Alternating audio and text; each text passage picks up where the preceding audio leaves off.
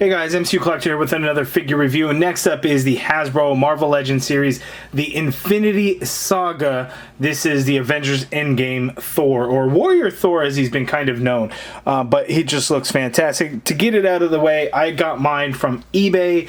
I did not get it from any pre-orders that I have. My understanding is that GameStop shipped out a lot of pre-orders, and then so somebody on eBay, I guess, was selling it. I picked it up. Took like a week to get here.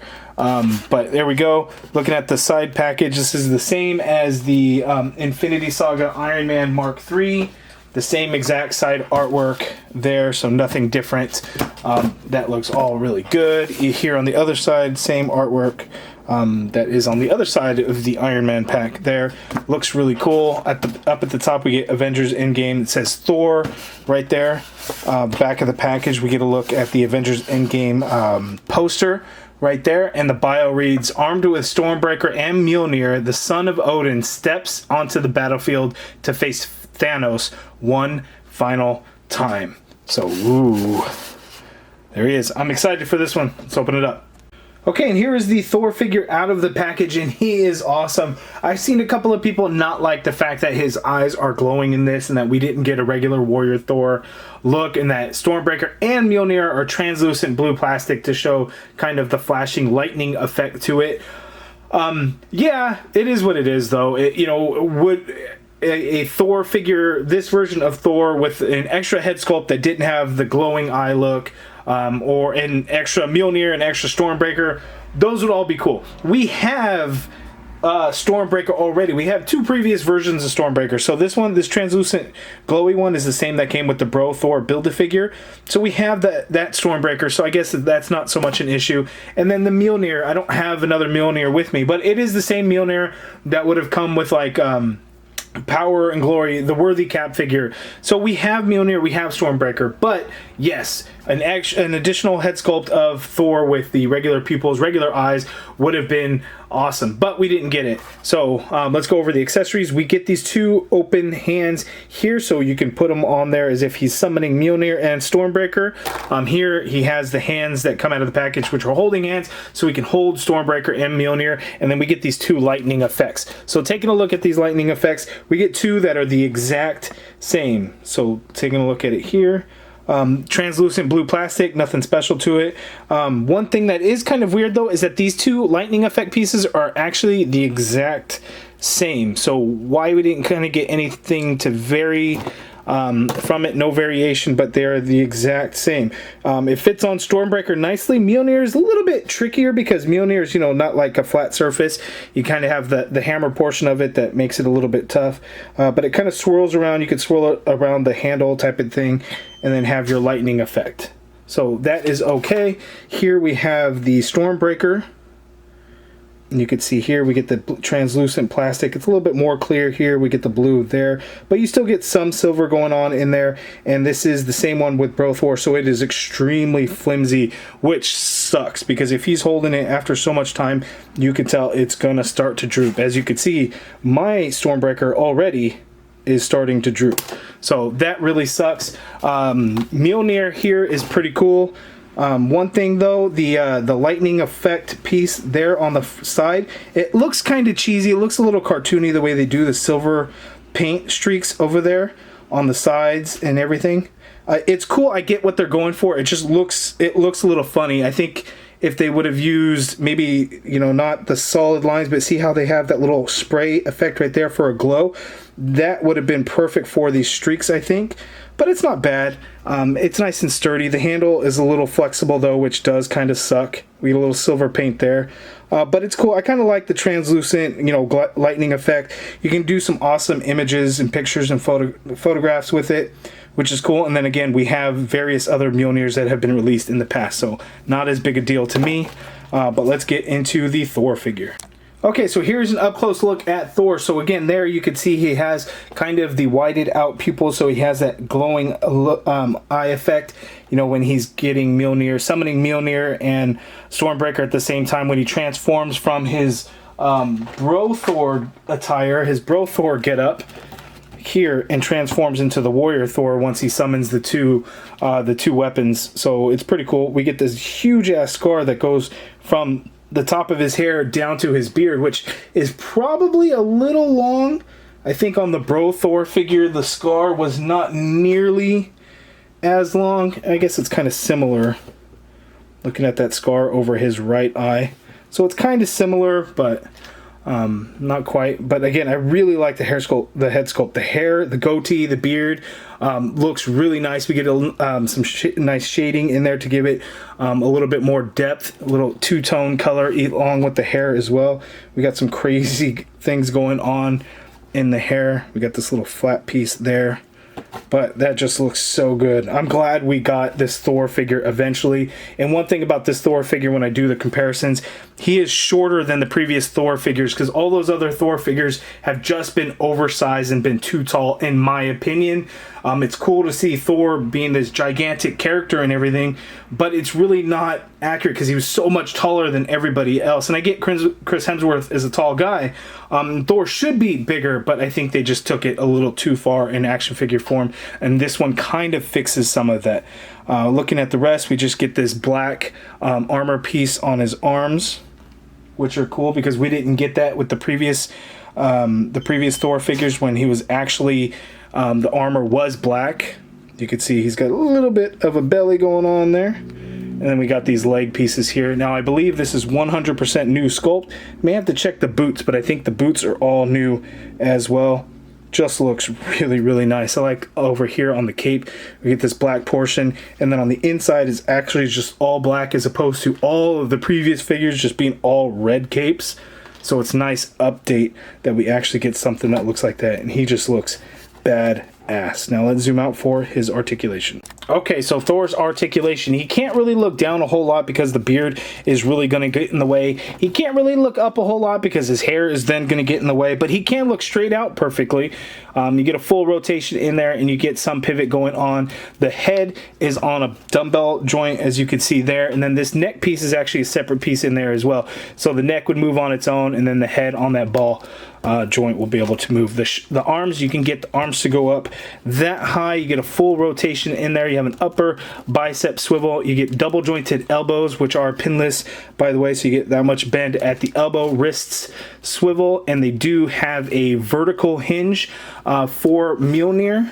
Or I guess the two holding hands have the vertical hinge, so the Stormbreaker hand as well, or I guess depending on which hand you want to put them in. These open hands here have the standard horizontal hinge, so that is nothing special there. So that'd be tricky. I guess you couldn't hold his weapons with these anyway, so there's heads up on that.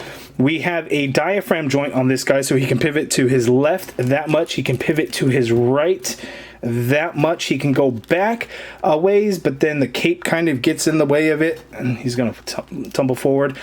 Coming forward's not going to be a whole lot because, again, the way it's designed, he's got a large belly. He's not just a big guy, he's got a big belly, so the diaphragm joint sits further back on there, so of course we're not going to get a whole lot of crunch going forward, but there's some, and you get a swivel at that diaphragm joint as well because there is no waist swivel on this guy. Legs go out that far apart. He can kick forward kind of high, but it ends up turning outwards, but straight out is only going to be that much. There, leg goes back a tiny bit. You have an upper thigh cut in there. That's a little stiff. Double jointed knee that is pinless, as you can see, full bend. No boot swivel, no calf swivel. Foot hinges down all the way. Tiny bit of hinge up, not a whole lot. Ankle pivot, peg holes at the bottom of the feet. So yeah, there he is in all his glory. So now let's see him compared with some other Avengers. Okay, and here is the Marvel Trinity. We have Iron Man Mark 85, Captain America Worthy Cap, and we have now the Warrior Thor figure that I am calling him. So here we have finally the Endgame versions. We do have a new Iron Man that's going to be coming out in the Thanos 2-pack, so that'll be kind of an exciting one. I know there's some updates to that figure in terms of the deco. Hopefully they do something with the feet. I really kind of don't like the feet because they're kind of small on this guy. But seeing these three together, again, I think the size comparison is much more realistic when we look at these three side by side. You guys can let me know down in the comments what you think. But now let's see Thor next to Thanos. Okay, and here's Thor next to Thanos, and I think this is actually a really good size difference between the two. Thanos is still towering over Thor, which is pretty good in the size comparison. But now, unfortunately, let's see this Thor with some of the other Thor figures we got. Okay, so I guess the size compare, you gotta almost have this like in front of you to really see the size difference between the two. For whatever reason, when I'm looking through my viewfinder, it almost looks like they're the same height. This Thor is actually quite a bit taller than this Thor, and it's because his boots are so much taller. Let's see if we can do kind of side by side. Why is it still looking in the viewfinder like he's not as tall? He's definitely taller, although I guess it's not as big a difference as I really had thought. But his head sits at different heights, and the hair is a little bit taller on the Warrior Thor. But looking at like face to face, I think you could kind of see. Oh, why does it still look like that? Oh, it's going to drive me nuts. But I promise you, there is a much bigger size difference than what you can kind of see here. Okay, so here you could see the size difference a little bit closer. Just look at how much higher the head sits than the new Warrior Thor, or Final Battle Thor, whatever you want to call it. So looking at the size difference, you can see it is pretty significant. And just for extreme close-up, here are the two. This one, you know, doesn't have the sunglasses on the Thor figure, and it went with a much darker beard. I can kind of see some Chris Hemsworth likeness in there. I see it a little bit more in this one, but you could see the two are just, you know, completely different looks for Thor. This was kind of a kit bash that I did with an extra Thor figure. I popped one of those Build-A-Figure heads on there. But now let's see this Thor next to the Bro Thor Build-A-Figure. Okay, so looking at the Bro Thor Build-A-Figure next to the Warrior Thor figure, look at that. They are just about the same height, which actually works out quite well. Now, realistically, this one's wearing boots, so you think he'd be sitting a little bit higher than some Crocs, but we get them closer in size together. But this Thor is definitely a little bit wider than the Build-A-Figure Thor. But it's kind of nice to get both of these versions.